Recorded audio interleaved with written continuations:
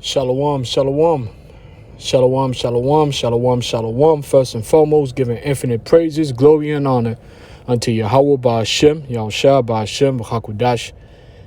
Giving double honors to our apostles and elders of Great Millstone. Shalom and salutation to you sincere Akims across the four winds, pushing this truth with sincerity of heart. I'm your fellow servant, Kasamagan from the DC camp, coming at you through the spirit and power of Yahweh Ba'ashem, Yahushua Ba'ashem, Hakudash, to feed the elect. This is another edition of the Watchtower. And as you know, these editions is about prophecy. It's about filtering what's going on in the world as we speak. As we know, we living in the end times, and filtering all these events through the scriptures to kind of have a measurement of where we are, or where we're going, and how long we have until the return of, Yahweh Shah HaMashiach, the Son of the Most High, whom the world is ignorantly known as Jesus Christ. All right. His return is being set in the stage, and all the moving parts are moving according to scriptures, and it's up to it's the duty of the prophets to be on the watch and to see what's going on and to warn the elect out of the nation of Israel, which are the so-called Negroes, Hispanics, and Native Americans. The 144,000 spoken of in Revelation, the 7th chapter, 12,000 from each tribe, Judah, so-called Negro, on down to Issachar, so-called Mexicans. And in this edition, we're going to dive into, of course, what we're dealing with. We're dealing with energy crisis and a looming famine. And we're going to dive into the source. We're going to dive into the source of the famine. Physically and spiritually. All right. So now let's deal with the source of the famine first and foremost, which is the physical source of the famine. First, we know it's man-made, it's manufactured. I'm going to show you why and how. Now, we're going to deal with the shortage of grain. This is out of Euro News. It says, demine your ports and we'll let grain exports out. Lavrov tells Ukraine. All right, so we have, of course, worldwide, we have a shortage of grain and wheat, okay? And it says Russia will let grain exports out if Ukraine demines the water around its Black Sea ports, says Foreign Minister Sergei Lavrov. The situation... Well, I'm going to keep reading. It says, Ukraine is one of the world's largest exporters of wheat, corn, and sunflower oil. But Russia's invasion and blockade of its ports have halted much of that flow, which all of it was staged. The reason why Russia the reason why Russia did what they did is because NATO broke the treaty that they had not to keep moving, not to keep setting up shop closer and closer to Russia. But they kept doing that knowing that Russia would be forced, and they kept doing that by setting up shop in Ukraine, knowing that Russia would be forced to try to prevent an invasion of their territory. So it was all a setup. All right. It says endangering food supply to many developing countries. So of course, knowing that Russia was going to make that move, that was going to endanger the food supply to many developing nations. So that was the whole plan. That's what I mean by you need to understand the source of this famine, this looming famine. It's all manufactured by the Edomites, all right, the so-called white race, the devil that the Bible speaks of, so-called Caucasians at the very top, the elites. All right, it's all manufactured. That's why you have these proxy wars. It says, but many of the ports are heavily mined, and this is the big thing that nobody's really talking about, is that many of the ports are heavily mined. So you have mines in the waters. It's just like you have. It's similar to having mines on the ground. Like you would have to know where the mines are, and deactivate the mines. But in the water, it's even more difficult because the water is moving. At least on the ground, you have stable mines, but in the water, they're constantly moving. All right, they don't stay stagnant because the water is flowing. It says, and those mines were set up by Ukraine. Okay, The Ukraine set up the mines, and now they, Russia can't let Ukraine, send out the wheat until they remove the mines. And Ukraine is like, we're not removing the mines. Okay, we got these mines to blow you up. You know what I'm saying? So we got these mines to blow you up, and Russia's like, well, take the mines off so we can feed everybody else. Me and you, we beefing. But why you gotta put us in a situation where we can't supply wheat to the rest of the world, and in particular Northern Africa, which I'm gonna go into that, because what you're gonna see before the famine starts destroying the European nations, is gonna destroy the third world, beginning with the continent of Africa and most importantly Northern Africa. And now I'm gonna wait for that until I get there. So it says, but many of the ports are heavily mined. Russia claims that Ukraine is responsible for mining the waters of the Black Sea off its southern coast, which is true. Ukraine says the opposite. That's a lie. All right. So it says there are 22 million tons of grain sitting in silos waiting to be shipped out of Ukraine. So Ukraine is saying we can't ship out the wheat, and people are struggling around the world because of Russia. Russia's saying, well, we can't let you out because you have mines in the sea. You have mines in the sea. Remove the mines or we'll let you through. And Ukraine is like, hell no, we're not removing the mines. But then they go and say, well, they didn't set up the mines, which is not true.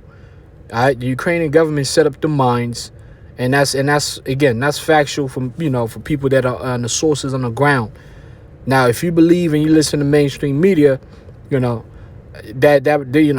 means you're in a different that means you just totally still in the matrix. That means you don't really know what the hell is going on in the ground. It says Lavrov, speaking alongside his Turkish counterpart Mevlut, whatever that is, in Ankara on Tuesday, said Russia is willing to open grain export corridors, but this depends on the Ukrainian side. To solve this problem, Ukraine should demine their ports. Only after that can ships travel in the region, he said. Lavrov went on to dismiss the impact of the Ukraine war and naval blockade on global food prices. Right, because it's manufactured. All right, it's manufactured food prices and shortages. The wheat is there. They have over 100 ships, blocked in the Black Sea, and they cannot bring the food to the ports in all these different nations, because you have the Black Sea is mined. A part of the southern Black Sea is mined by Ukraine. So these are the things that are happening. It says this is contested according to the Observatory of Economic Complexity. Ukraine is the 5th largest exporter of wheat, accounting for 7% of global sales in 2019. Now, there's truth to that, to the point where Ukraine is not the sole reason why the whole world is hurting with wheat. All right. Ukraine is very well. First of all, let's go to the map, because that's one of the things that they don't teach us here in the United States, man. The virgin daughter of Babylon, aka the great whore spoken of in the book of Revelation. They don't teach you about geography. We was never taught about geography. We had to actually go and learn geography on our own. All right. That's why you have a lot of our people think that Africa is a country. Some of us, when I say us, I ain't talking about us. I'm talking about so-called American citizens have even said that China was located somewhere in Africa. Just the dumbest. You're talking about the dumbest. The dumbest group of individuals that have ever existed in the history of humankind are the citizens and the inhabitants of the United States of America, by far. All right, by far the proudest yet the dumbest of all time.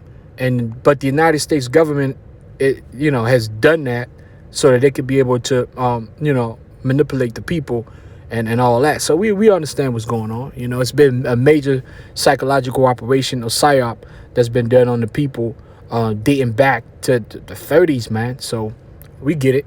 So now this is a geographical map of the area. So you see up on the right hand corner, you have the Black Sea. So let's focus on the Black Sea. Let's put some focus on that.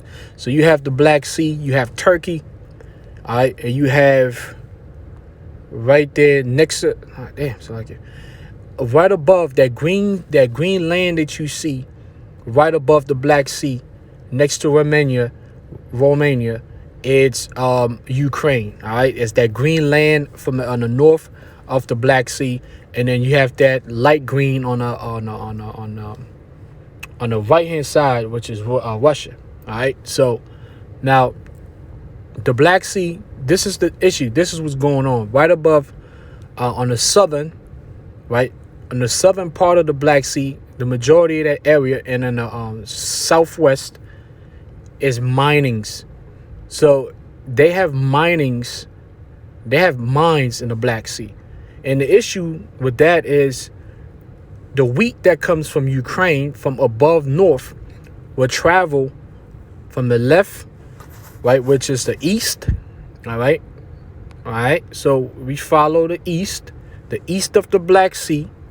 All right. So this is how it travels. The east of the Black Sea down past Bulgaria, down to Greece. All right, down to where? To the Mediterranean Sea. To what? To North Africa. Okay, and this is the main thing. The majority of the wheat that's coming out of Ukraine is the wheat that feeds, Northern Africa. That's been feeding Northern Africa for a very long time now. Okay, now that's just how it's been. Now, you would say, hold up, this is Africa, agriculture and all that. Well, you just haven't been paying attention, because according to rescue.org, it says why millions of people across Africa are facing extreme hunger. Mind you, this is Africa, but not all of Africa has been, this land of agriculture that you were taught of and all that. You know what I'm saying? Africa, that continent is always going through long periods of droughts and then good, long periods of fertility. All right. But then with the overuse of the land mass, Edom, Esau going into these places, right? The land is dry. Okay. The land, that continent is dry. It's no longer the Africa that of hundreds of years ago. All right. It says, I'm going to read something, and in particular, Northern Africa and the Horn of Africa. It says drought and conflict have left record numbers of people in the Horn of Africa. That's where you have Ethiopia, Northern Africa, Eastern Africa. It says drought and conflict have left record numbers of people in the Horn of Africa and Sahel regions, Northern Africa, in dire need of aid, with women and children facing a brunt of the crisis. The world must act now to avert further suffering. So we're going to go to, it states like different places. But I want to go to the one that's highlighted for this particular lesson. Now this is across the Sahel. The Sahel is Northern Africa. All right. So it says conflict, economic shocks, and climate change have been driving mass displacements in Africa's Sahel for years. Between 2015 and 2022, the number of people in the region in need of emergency food assistance nearly quadrupled, from 7 to over 30 million. All right. It says by June 2022, which we are in June, by June 2022, the number expected to face extreme hunger could rise to over 40 million. All right. Today, record numbers of people are facing extreme hunger in Mali, North America, Niger, kind of upper western, damn near northern, but it's still Western Africa, and Burkina Faso alone. Communities across the Sahel would need at least 2 years to recover from the ongoing hunger crisis. And if nothing is done, the scale of need will only grow.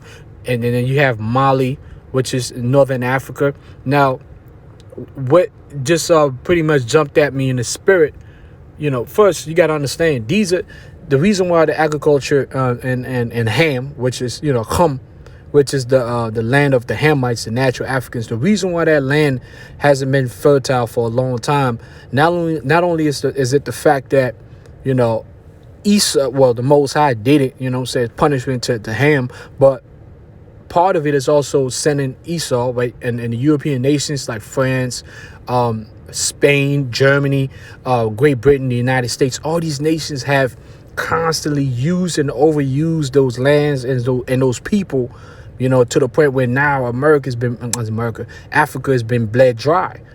It's been bled dry to the point where Northern Africa has to rely on the wheat. They have to rely on the wheat that comes from Ukraine. So when you cut off the wheat that's coming from Ukraine to Northern Africa, it's going to bring great famine. I mean, they already have famine, but a greater level of famine, meaning a lot of people in the third world nations in these areas are going to die. Okay. And the thing is this is really the plan of the Rothschilds, Rockefeller, the 13 families. This is something that's been implemented as part of population reduction. All right. But ultimately, we know it's the judgment of the Lord. The Heavenly Father, Yahweh, Bashim Yahushua, set this up as part of the prophecy that we have great famines, not only here in the United States, but primarily the third world nations are going to get hit. And now what just jumped to me in the spirit is now I'm seeing a link with Ezekiel 38 when it speaks about Ethiopia and Ethiopia and Libya. And like we broke it down before, but as a matter of fact, you know what? Instead of just speaking, let me see if I can pull that up, man. Let me see if I can pull up. As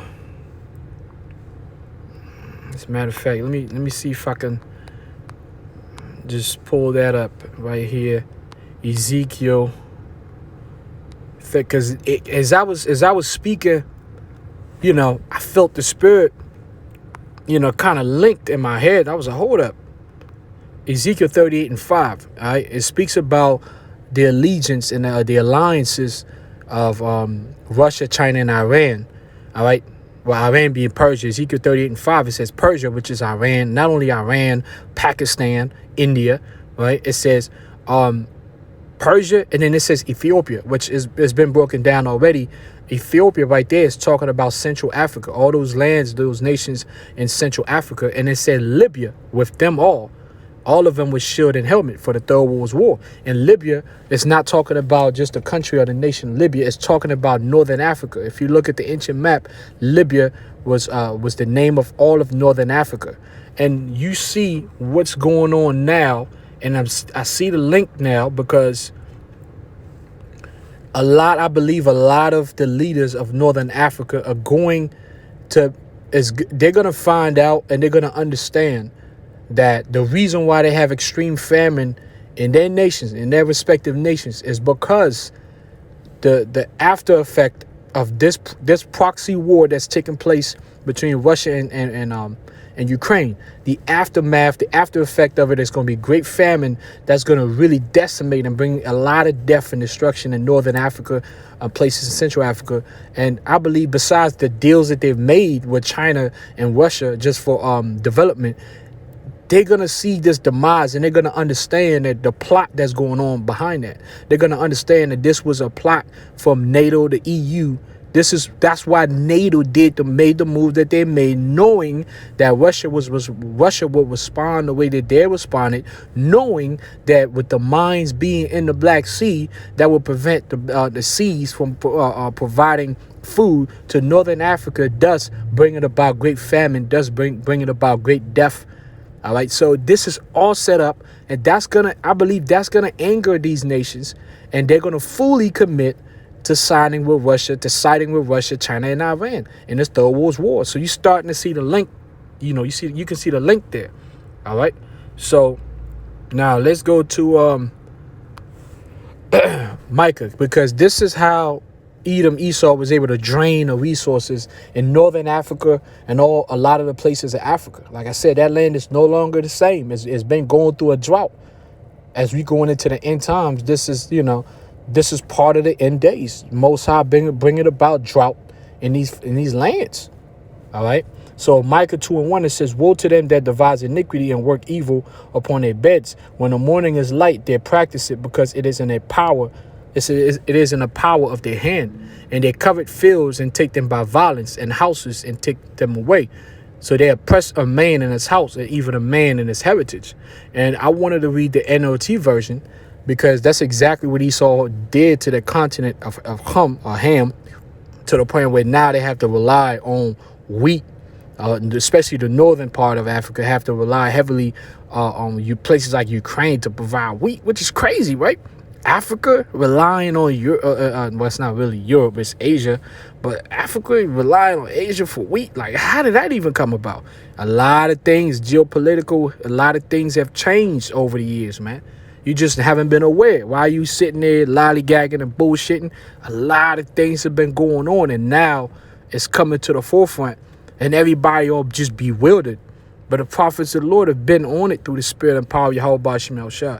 So it says, in NLT, it says, when you want a piece of land, it's talking about Esau, you find a way to seize it. See, when you, Esau, want a piece of land, you find a way to seize it. When you want someone's house, you take it by fraud and violence. And we already know how fraudulent those loans were to the Africans with the crazy interest. How you gonna give a man $100 million and then you gonna put $300 million interest on that? That's craziness. And you know that the leaders of those people are easily corruptible. It says you cheat a man in his property, stealing his family's inheritance. And of course, the nation of Israel, we've dealt with that, and we still dealing with that. Just being out there trying to reclaiming our nationality as Hebrew Israelites. And then you still, even though the truth is out there, you still want to push your lies. But it's all good. It's all good, man. It's all good. Now that we I've explained the source of the famine on that region, and the amount of deaths, it's going to be thousands and millions of deaths. Millions of people are going to die in the next 6 months, and going 6 to 8 months going into 2023 of famine, in that region. So that's the physical source. That's where you can kind of pinpoint the physical source of the famine that's coming, and how it's also affecting the world, and the second world and the first world. But now let's deal with the spiritual aspect, because it all starts ultimately with the spiritual aspect as to why the famine is happening. What is the spiritual source of famine? All right. Why do famine happen? And when you go to Tobit 4:13, Tobit explains to you, he gives you the answer as to why famine develops, whether it be man-made or, but ultimately it's from the Most High. So it says, Tobit 4:13, it says, now, therefore, my son, love thy brethren, and despise not in thy heart thy brethren, the sons and daughters of thy people, and not taking a wife of them. For in pride is destruction and much trouble. Now, this is the most important thing. This is the answer. It says, and in lewdness is decay. And we always talk about the decay of a society. The last video I made was about the decay, the savagery, right? And lewdness is the decay, which the United States is going through, the whole world. And it says, and great want. For lewdness is the mother of famine. You see that? That's why you have famine. The reason why you have famine, and the famine is popping up, although a lot of it is man-made, but also a part of it is just the Most High bringing out drought, is because of the lewdness of the people. Okay? That's the mother of famine. That's what brings famine. When you see famine, famine is a curse.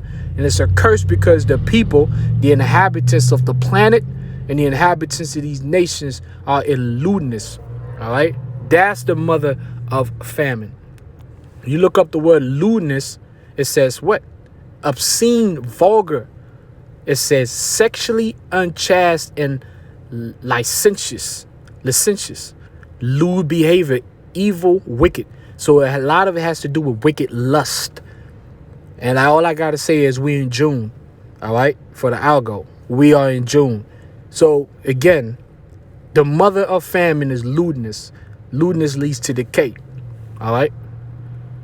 And so that's why you see now, you understand, where the spirit But you understand the spirit now, why, where famine comes from. All right, so let me go to 2nd Ezra 16 and 18. The beginning of sorrows, and this is only the beginning. The beginning of sorrows and great mournings, the beginning of famine and great death, the beginning of wars, and the powers shall stand in fear.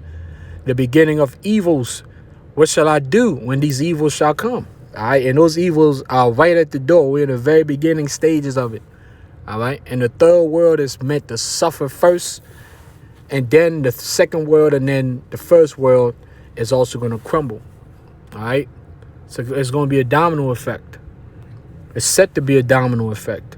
That's why the elites are, have already stocked up their underground bunkers, because they already know they set this thing in motion. So, it's the part of the Great Reset, Build Back Better, Agenda 2030, which Agenda 2030 doesn't start in 2030. The agenda is already started. It's supposed to be fully implemented in 2030. But the Most High is going to speed that up, man. Ain't nobody finna be here in no damn 2030, man. All right?